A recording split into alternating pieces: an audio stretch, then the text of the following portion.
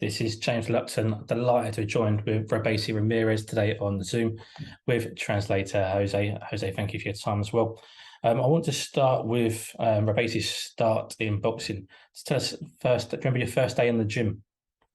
So, as I always say in my interviews, I started very early on in boxing, and it was mostly as an excuse to get out of school early. Um, so I do recall my first day in boxing. It was long ago. It wasn't actually a gym. In my province in Cuba and in provinces like mine there are no gyms. We actually trained at a tennis court, and our trainer there would have 3 4 pairs of gloves for 15 kids. But I do recall that day with great happiness. Perhaps because I was able to get out of school early, but also because I was trying to learn as much as I could about the sport.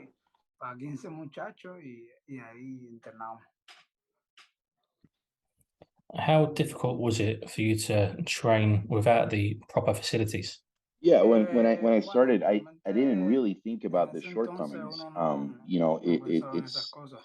What we had was in my mind and our minds, all we needed. It's not until later that I realized, what those shortcomings were and how lacking we were in terms of facilities and equipments. But is if you don't know better, then you'll be satisfied with whatever you have. So I was just happy with the fact that I was able to leave school early and happy to learn a new sport and spend time with new people. But I wasn't really thinking at that point about equipment or what I wanted or needed. It's just what there was that was it. In terms of boxing in Cuba, we see a lot of talent in the amateur side of things. And unfortunately, it's a struggle to turn professional, to defect. And we're seeing this at the moment with Andy Cruz.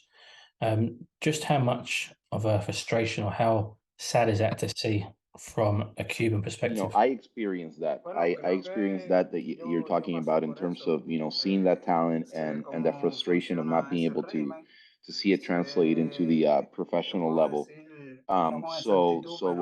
Given my experiences, I know exactly how the Cuban regime works. I can tell you what will happen to Andy, or what I think will happen to Andy. It's very sad that athletes of immense talent are incapable of proving themselves at the greatest level. Andy was, what we've read and seen, he was banned permanently from participating in anything regarding the Cuban national team. But that is all a farce. It's all for social media.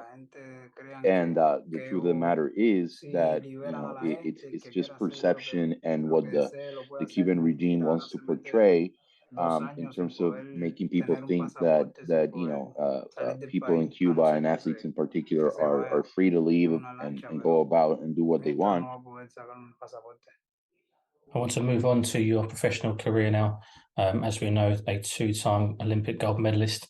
However, you did come up short and lost your professional debut. How did that feel with all the pressure and all the eyes on you? So there was never pressure on my end following that defeat. I do recognize there was pressure for my company, Top Rank. The truth of the matter is that loss obviously made them, or I'm sure made them think at some point that they lost their initial investment on me. But the results are there now. I've been working hard, and the results are again proven time after time. When there's camp, I go to work hard, and we're getting fight. So there's no pressure there. There's never been pressure from my end. It's just an additional step and something I rather no longer talk about, because it's just I've moved on from You've it. had a very good rest of the career so far. How pleased are you with your career? No, I'm satisfied. I think really the loss is just for the record. You know, it just signifies a number in my record, but in terms of my career, it's really done nothing. I feel like I'm doing what I want to do, and in many ways that loss just removes pressure of trying to preserve an undefeated record. So that over with, I'm content with what I'm doing and where I'm at right now. And just the last one from me. What next? What are your targets? Who are your targets? What do you want, say, before the end of this year? Uh, Lo digo yo, lo dices tú. no, go ahead. I can answer that. There's going to be at least one more fight, and it's going to be an important fight. And we'll have details on that shortly. But for now, he's enjoying his vacation, enjoying his family and his twin girls, and life in Miami. But you know, it's back to work soon. Ya de vuelta ya mismo a trabajar de nuevo. Sí. Después ti me manda mañana. And he says that if it were up to me, that I would send him to Vegas tomorrow to start training. So. But that's where we're at. At least one more fight. One more fight.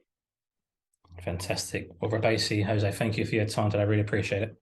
Yeah, our pleasure, James. Que gracias por tu tiempo, Robeisy. Ah, it's okay. Thank you, man. Thank you.